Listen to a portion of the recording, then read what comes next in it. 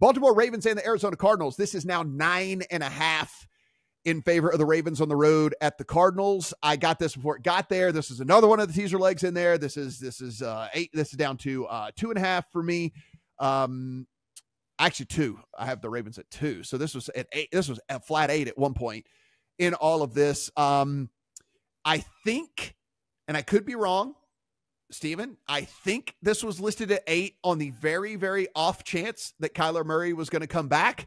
And then as that seemed less and less likely, then this thing ballooned up to 9.5 where it sits right now. I could be mistaken, but I think the books were kind of leaving themselves a little bit of room if for whatever reason he was going to play. It does not look like he's going to go in this. 44.5 is your total. I was glad to take the Ravens down in a teaser. I think that it is the Cardinals are who we thought they were. They're going to be a bottom 3 team in the NFL. They're now Zach Ertz, not that he's the greatest thing in the world, but Zach Ertz was getting a ton of targets. He's now on IR. There's lots of things going wrong there in Arizona. Give me the Ravens, a teaser leg here at almost 10. I think it's just a pass. I think it's just a sit back and watch. Mea culpa. Boy, were we wrong about the Ravens last week, first of all. So I think a lot of us have them top 5 in the league now. Very impressive against the Lions. I bet Arizona on the look ahead thinking that Baltimore might lose that game. Very much did not lose that game, and now I'm sitting on that look ahead ticket. I will say Mo Nawara bet Arizona plus 9.5. So if you want to hear the contrarian side, go listen to the Beat the Closing Number podcast. I haven't listened to it yet. Can't wait because I feel terrible about this bet. Just looking at it, and we'll see how it goes. But at least one person on our staff does like the 9.5, which obviously is a very different bet than your teaser leg. Yeah, Adam. I guess if we did want to let's play devil's advocate for. Well, I'll play devil's advocate since everyone knows my feelings on all of this.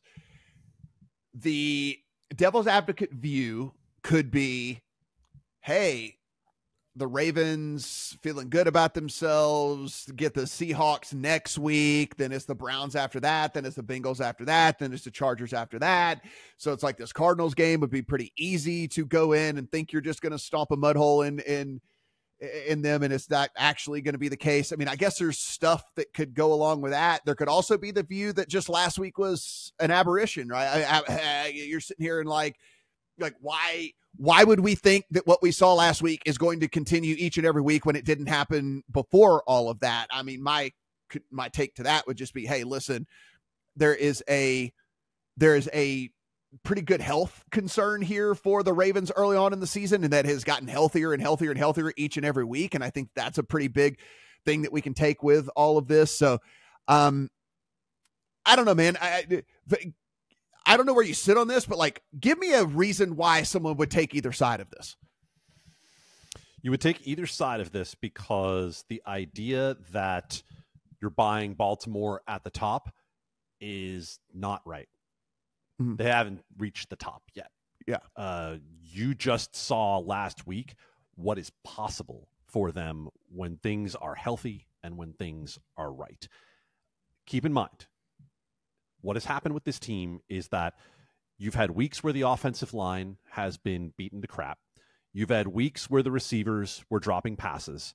You've had a couple of weeks where Lamar just didn't look totally comfortable. Mm-hmm. And you saw all of those things look right last week. And you saw them look good against a team that I think everyone in this podcast thinks is still a top 10 team in the National Football League. And the thing you have to keep in mind is that they had a new offensive coordinator. It takes time to make a switch when Lamar Jackson has been in the same offense from the day he was drafted, and they were going and changing things up with Todd Monken, and people were saying, I don't see it, they're not different.